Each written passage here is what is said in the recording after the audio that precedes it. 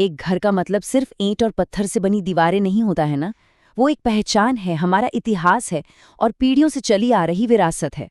आज हम इसी विरासत की बात करेंगे और इसके केंद्र में है हवेली, भारत की एक बेहद खूबसूरत लेकिन अक्सर खतरे में पड़ी धरोहर।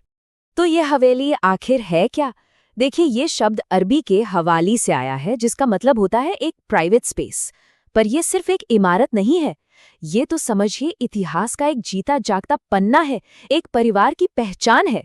समय के साथ ये शान और संस्कृति का प्रतीक बन गई। और इनका आर्किटेक्चर कमाल का है। सब कुछ एक सेंट्रल आंगन यानी चौक के इर्द गिर्द बनाया जाता था। ये चौक सिर्फ घर को हवादार और ठंडा ही नहीं रखता था, बल्कि परिवार के सारे फंक्शन, सारे प्रोग्राम यहीं होते थे। मतलब प्राइवेसी और कम्युनिटी लाइफ का एक परफेक्ट बैलेंस। लेकिन अफसोस की बात यह है कि हमारी ये खूबसूरत विरासत आज खतरे में है। कई हवेलियां अपनी चमक खो रही हैं और उनके होने पर ही एक अजीब सा संकट मंडरा रहा है। जरा राजस्थान के शेखावाटी इलाके के इन आंकड़ों को देखिए। ये एक बहुत ही चिंताजनक तस्वीर दिखाते हैं। सोचिए, 662 ऐतिहासिक हवेलियों में से मुश्किल से आधी से ज्यादा ही अच्छी हालत में है। और इससे भी परेशान करने वाली बात यह है कि लगभग 13% या तो किसी कानूनी पचड़े में फंसी हैं या फिर बस गिरने ही वाली हैं। ये सिर्फ नंबर नहीं है, ये सबूत है कि हमारी विरासत धीरे धीरे हमारी आंखों के सामने मिट रही है। ये सवाल सुनने में थोड़ा अजीब लगता है ना, कि भाई कोई अपना पुश्तैनी घर बिना बेचे ही कैसे खो सकता है। पर सच तो ये है कि एक ऐसा कानूनी खतरा मौजूद है जो इन हवेलियों और ना जाने कितनी दूसरी प्रॉपर्टीज को दांव पर लगा रहा है। और इस खतरे का नाम है एडवर्स पोजेशन या प्रतिकूल कब्जा। एक ऐसा कानूनी सिद्धांत जो कई लोगों के लिए एक बुरे सपने जैसा बन चुका है। चलिए, इसको थोड़ा आसान भाषा में समझते हैं।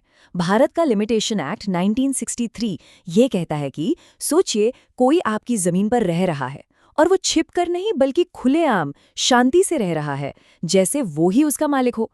अगर वो ऐसा लगातार करता रहता है और आप उसे रोकने के लिए कोई एक्शन नहीं लेते, तो एक समय के बाद कानून भी उसी को जमीन का मालिक मान सकता है। असल में ये कानून इसलिए बनाया गया था ताकि सालों से लावारिस पड़ी जमीनों के विवाद सुलझाए जा सके। और प्राइवेट प्रॉपर्टी के लिए वो जरूरी नंबर है 12। जी हाँ, सिर्फ 12 साल।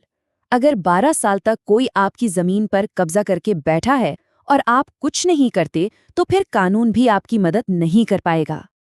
अब ये बड़ा दिलचस्प है। प्राइवेट जमीन पर कब्जे की समय सीमा है 12 साल, लेकिन सरकारी जमीन पर ये 30 साल है। और सबसे बड़ा फर्क जानते हैं क्या है? सरकारी जमीन पर 30 साल कब्जा करने के बाद भी आपको मालिकाना हक नहीं मिलता, जबकि प्राइवेट जमीन पर 12 साल बाद मिल सकता है। चलिए, कानून की इन सूखी बातों से हटकर अब एक ऐसी असली कहानी की तरफ चलते हैं जो दिखाती है कि अपनी विरासत को बचाने के लिए कभी-कभी थोड़ा हटके सोचना पड़ता है। ये आवाज हरिराम जैसे अनगिनत लोगों की है जो अपनी ही पुश्तैनी जमीन पर हुए अवैध कब्जे से परेशान हैं। उनकी जमीन पर कुछ लोगों ने कब्जा कर लिया था और कानूनी रास्ता भी बहुत मुश्किल लग रहा था। तब अर्जुन नाम के एक शख्स ने एक कमाल की योजना बनाई। सबसे पहले उसने कब्जा करने वालों से दोस्ती की, उनका भरोसा जीता। फिर एक रात चुपके से जमीन में एक नकली कंकाल गाड़ दिया।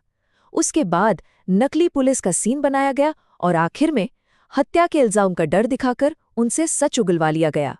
और इस कहानी का क्लाइमैक्स तब आया जब ये राज खुला। जैसे ही कब्जेदारों ने डर के मारे सब कुछ मान लिया, हरिराम ने बताया कि ये कोई असली कंकाल था ही नहीं, ये तो बस हड्डियों का एक नकली ढांचा था। बस मर्डर के चार्ज के डर से उन लोगों ने सबके सामने कबूल कर लिया कि जमीन उनकी नहीं है। और इस तरह बिना किसी लंबी कानूनी लड़ाई के जमीन अपने असली मालिक के पास वापस आ गई। ये कहानी दिखाती है कि कभी-कभी न्याय के लिए दिमाग का इस्तेमाल करना कितना जरूरी हो जाता है। हरिराम की कहानी का तो हैप्पी एंडिंग हुआ, लेकिन हर कोई इतना खुशनसीब नहीं होता। अक्सर जमीन जायदाद के इन झगड़ों की एक बहुत भारी मानवीय कीमत होती है, जिसे हम अक्सर नजरअंदाज कर देते हैं। सोचिए, सालों तक कोर्ट कचहरी के चक्कर, घर खोने का डर और एक लगातार बनी रहने वाली अनिश्चितता, ये सब लोगों पर जबरदस्त मेंटल प्रेशर डालता है। और ये तनाव अक्सर एक छिपे हुए मेंटल हेल्थ क्राइसिस को जन्म देता है, जिसका सबसे ज्यादा असर परिवार की महिलाओं पर पड़ता है। नेशनल मेंटल हेल्थ सर्वे के ये आंकड़े सच में चौंकाने वाले हैं।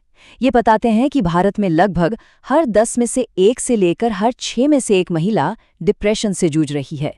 और जब जिंदगी में प्रॉपर्टी विवाद जैसा तनाव जुड़ जाता है तो ये बोझ और भी भारी हो जाता है। और इस संकट को कई सामाजिक और सांस्कृतिक चीजें और भी बढ़ा देती हैं, जैसे कि समाज में महिलाओं की भूमिका को लेकर बनी सोच, घरेलू हिंसा, गरीबी और मेंटल हेल्थ को लेकर जो एक शर्म और झिझक का माहौल है, ये सब मिलकर महिलाओं पर बोझ को कई गुना बढ़ा देते हैं। जैसा कि एक सोशल वर्कर ने कहा, महिलाओं से हमेशा उम्मीद की जाती है कि वो परिवार के लिए अपनी ज़रूरतें कुर्बान कर दें। ये लगातार दबाव और अपनी जिंदगी के फैसले खुद ना ले पाना उनके मानसिक स्वास्थ्य पर बहुत बुरा असर डाल सकता है। और जब इस संकट से लड़ने की बात आती है तो हमारे पास संसाधन कितने हैं? जरा ये नंबर देखिए। भारत में हर 1 लाख लोगों पर एक साइकियाट्रिस्ट भी पूरा नहीं है। ये आंकड़ा है सिर्फ 0.3। ये दिखाता है कि मदद की जरूरत और मदद की मौजूदगी के बीच कितनी बड़ी खाई है। तो आखिर में सवाल यही उठता है कि अगर घर सिर्फ एक इमारत नहीं बल्कि हमारी विरासत है, तो जब हम उस विरासत और उससे जुड़े लोगों को महफूज नहीं रख पाते, तो एक समाज के तौर पर हम असल में क्या खो रहे हैं?